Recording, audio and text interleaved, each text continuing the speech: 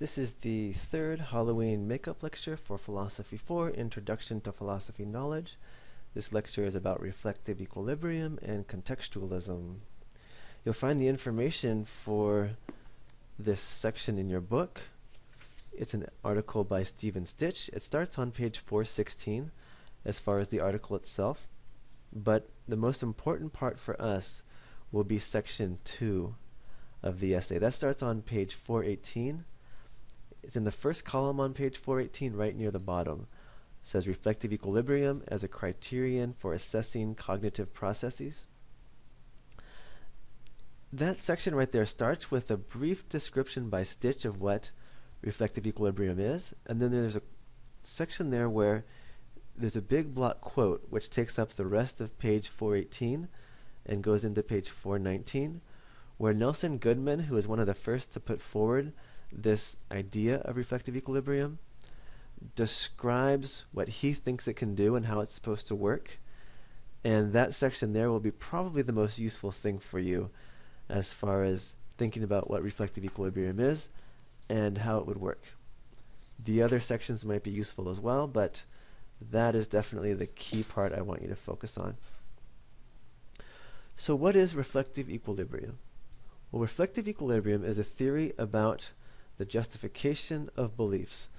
So it's a theory that a belief is justified by a process of evaluating the validity of individual cases and general theories in relation to each other.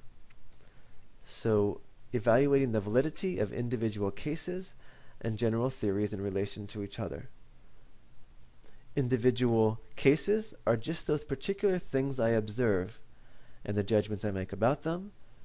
And of course, general theories are theories about how the world works. Alright, so what might this look like in practice? Matt hurt John, and I observe this, and I make an ethical judgment. Matt hurt John is just the fact, and then I want to come in and I want to make an ethical judgment here. So my judgment is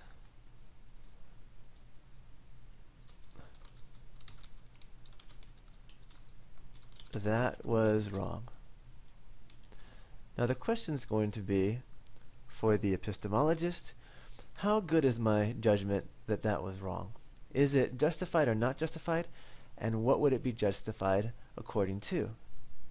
One answer I might give for how this individual judgment is justified is by talking about a general rule.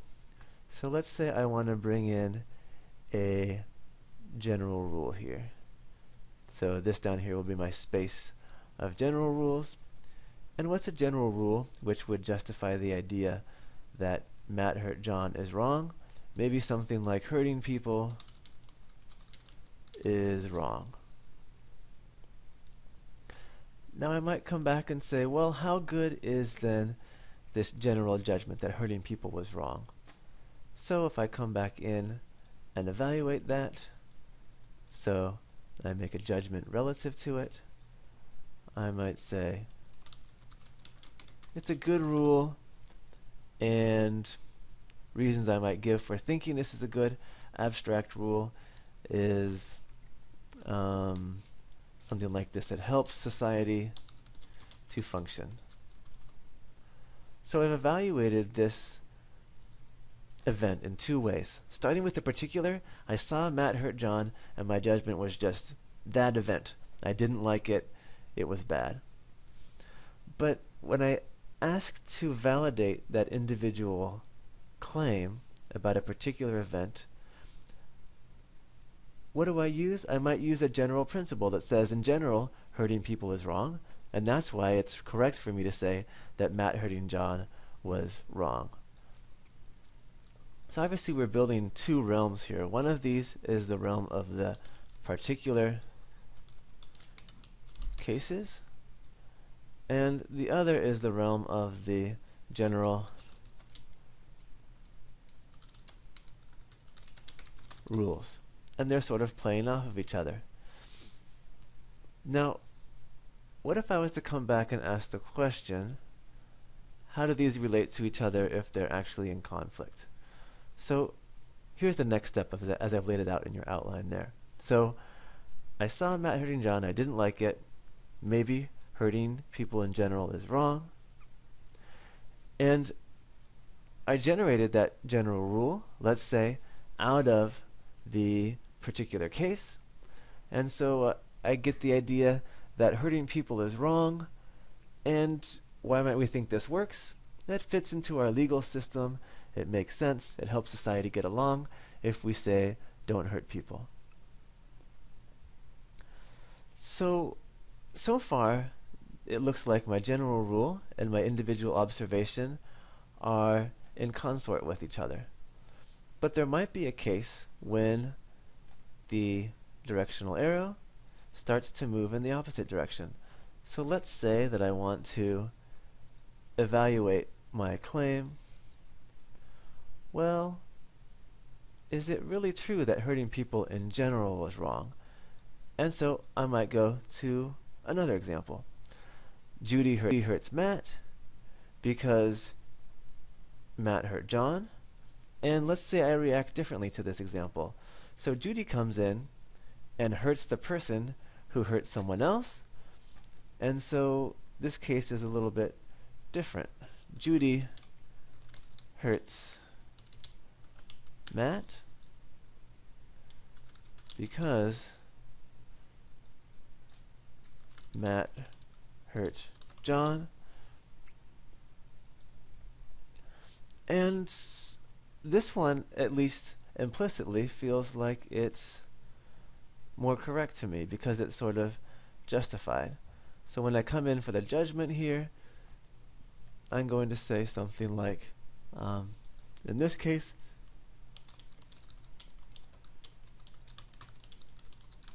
it seems like justified hurting because Matt deserved it in virtue of what he did to John. But you notice that there's a tension that gets created here. I had a general rule which worked good as a general rule, and I also had a particular case, and these two work together well because saying a general rule, people don't hurt people, fits with the idea that in particular cases, the case I observed, we shouldn't hurt people. But with further observations of people hurting people, I now have two rules that are in tension with each other.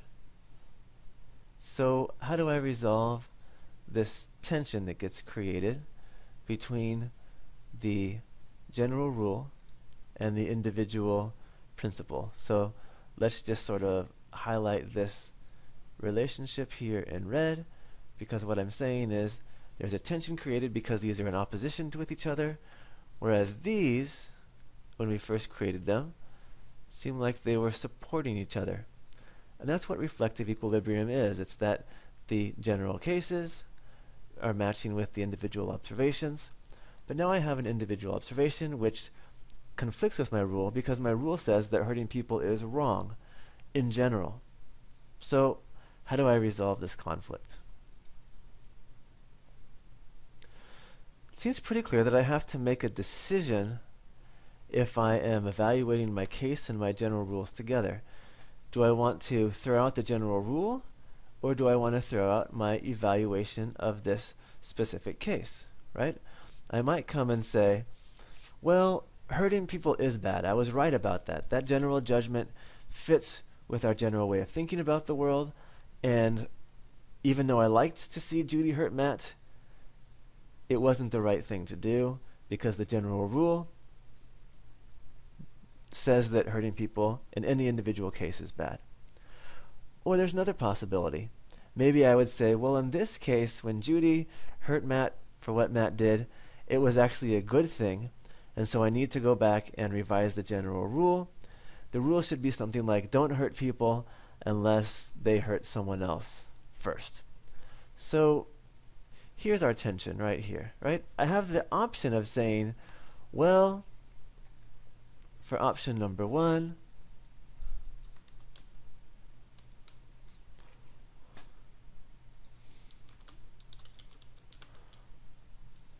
I can say I was wrong to think it was good when Judy hurt Matt.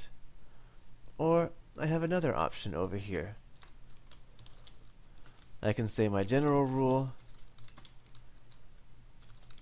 needs revision. And so it's actually not true that all the time hurting other people is bad. In some cases it's justified. Now let's assume that in this case I decide to change my general rule. I'm convinced enough by the fact that I enjoyed seeing Judy get back at Matt. I'm convinced enough by that to say my general rule itself needs to change.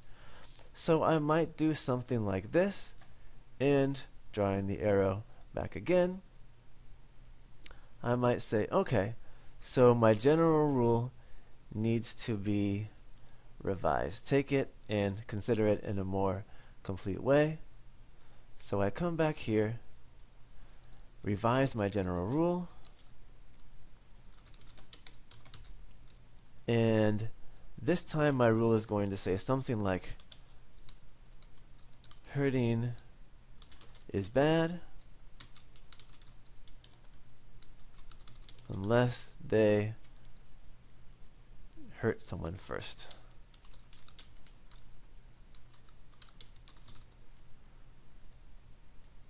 So I still have a general rule, and I've tried to keep what I can from the basic idea that hurting people is bad, and yet revise that in a way that seems to allow me to have the general rule and the individual observation. And notice that both individual observations are consonant or compatible with this rule. So if we were to color code this again, I might come back and say, okay, now the relationship we have between our general principle and our individual cases. In this case, interestingly, both this case and our original judgment are compatible with our better rule. So you see why it's called reflective equilibrium, right? The particular case is judged off the universal principle, and the universal principle is judged off of the particular case. Obviously, it's also the kind of thing that could appear again and again. Let's say there's a case where something happens like I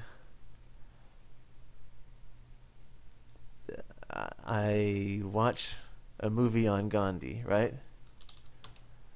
And it turns out that Gandhi didn't hurt people,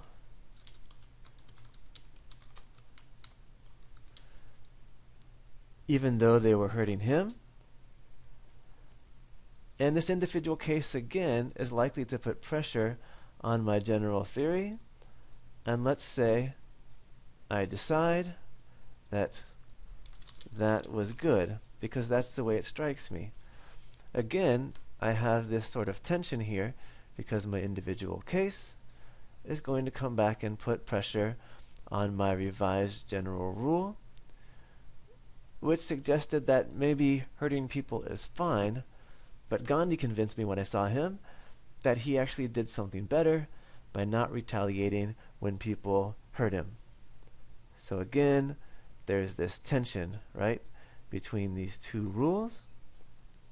And again, I could do one of two things. I could reject the principle that it was good, that Gandhi didn't hurt people, and say, no, Gandhi should have actually stood up for himself, gathered the Indian people to fight, and met violence with violence. Or I could revise my general rule. In this case, which one are we more likely to do? I don't know. I'm inclined to think that we'll want to make these compatible. Most of us tend to think of Gandhi as sort of being a good person. So maybe we actually leave these two principles as they exist, in tension with each other, but we go back and we revise our general theory again.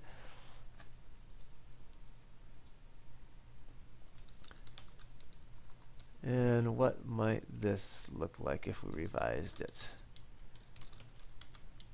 Maybe I would say something like hurting is bad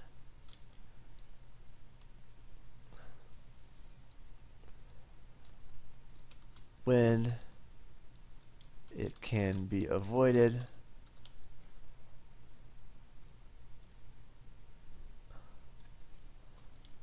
but sometimes good when not avoidable, and they hurt, let's say, the others.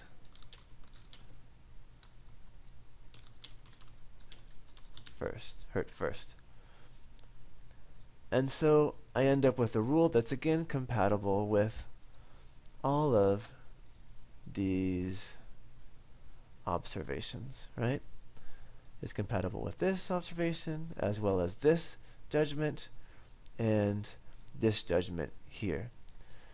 And realistically, we're likely to think that this is true. Right? If I was to evaluate this theory at the level of general theories, I might also find good reason for holding that this theory itself is true just on the level of general observation by looking at things like, I don't know, the Buddha and Jesus and ways in which they justified these theories. I could even go back to the original justification for my first theory, it helps society to function, and say, yes, it does help society to function. So on the abstract level, as well as with the individual cases, my principle is justified.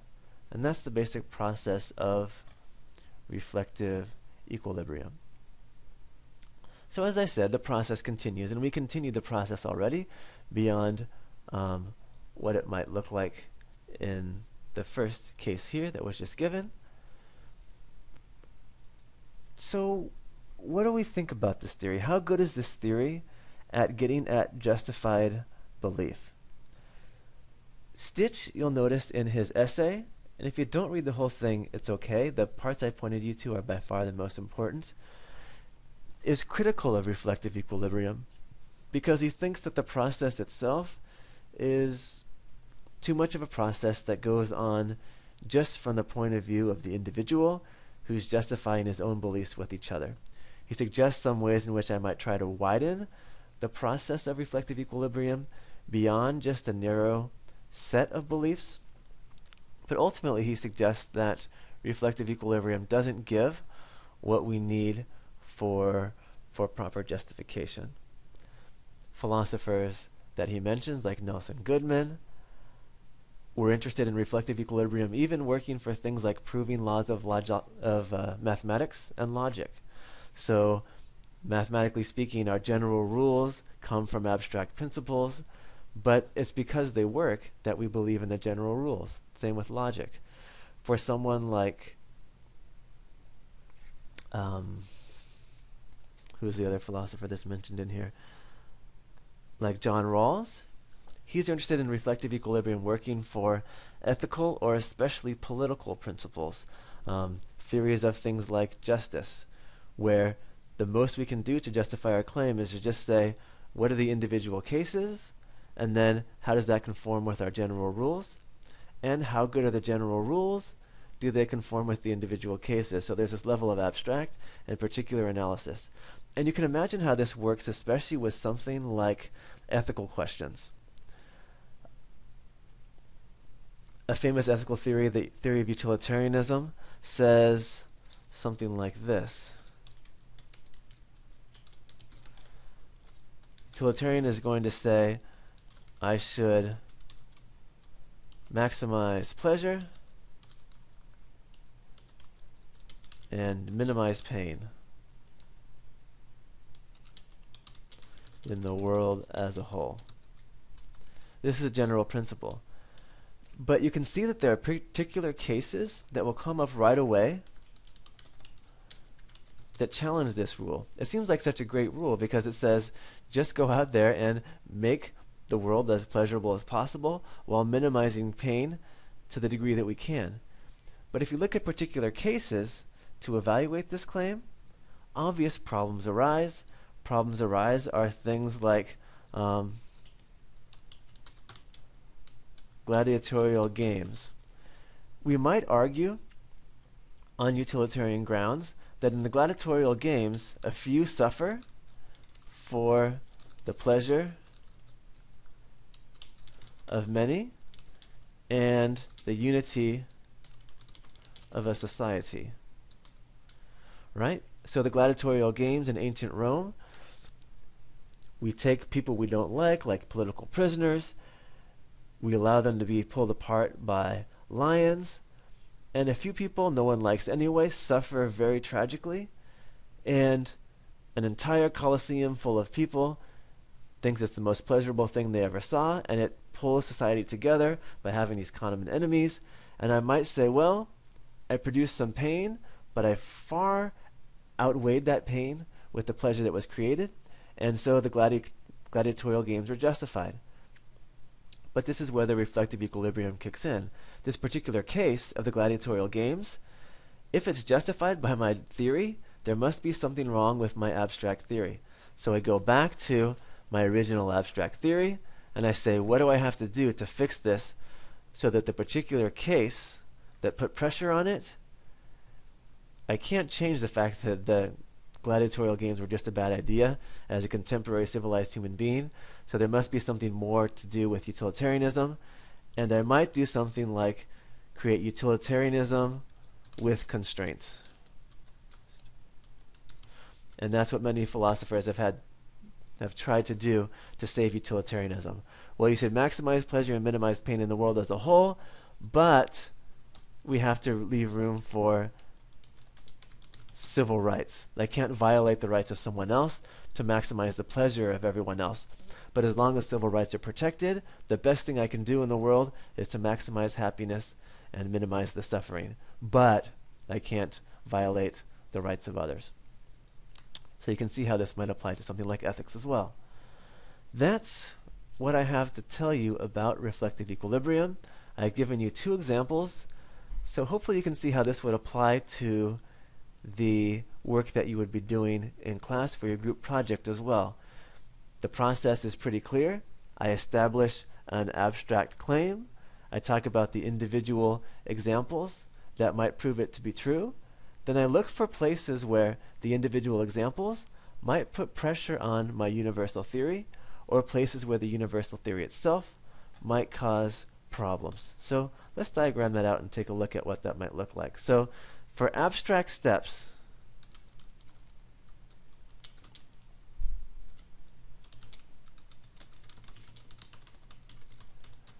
I'm going to want to do something like what I did in this case here. I'm going to go back and I'm going to start with particular cases and general rules, and where you start is going to have a lot to do with what your actual claim is.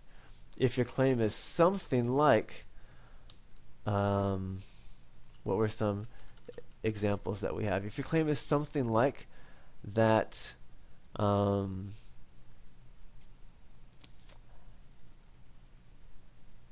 that there is an afterlife. There's one group covering that. Then there's several ways in which I might start this process. So if we set up our polls here with the particular cases, and at the other poll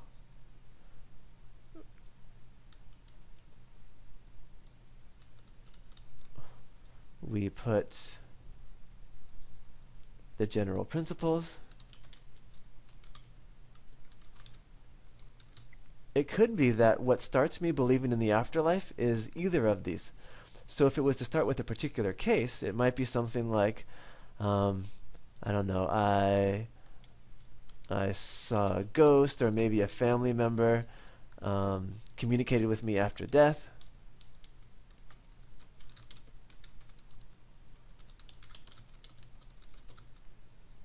And maybe that really is what made you, in the first place, start thinking about the validity of the claim that there is an afterlife. But it could be that it actually starts with you not from an individual case, but from a more general principle, like I believe in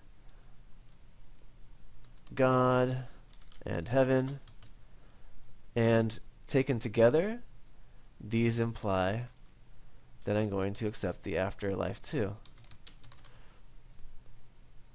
And again, I might challenge these in a couple of ways. I might come back and say, well, is this claim justified? That if I believe in God in heaven and the afterlife, I should believe, or God in heaven, I should believe in the afterlife too. And there's a good chance I'm going to say something like, well, if you're religious, then this claim is justified. If not, this might not be a starting place. But with something like a family member, again, am I going to believe that this is valid or not? And the interrelationship between the two is going to be a central sort of jumping off place. So, obviously, if I believe in God in the afterlife, the individual family member communicated with me, these are pretty compatible with each other. On the other hand, if I don't believe in God in the afterlife and someone communicates with me, it might put pressure on me to actually sort of go in the other direction. Not going to bother to go into an entire example again, but I at least want you to see how it might work for the cases in your projects and have you thinking about that. That is all I'm going to say for the issue of reflective equilibrium. We have one more lecture left, and in that lecture I'm going to cover contextualism, and then your Halloween makeup or alternate class participation and class assignment and class lectures will be finished.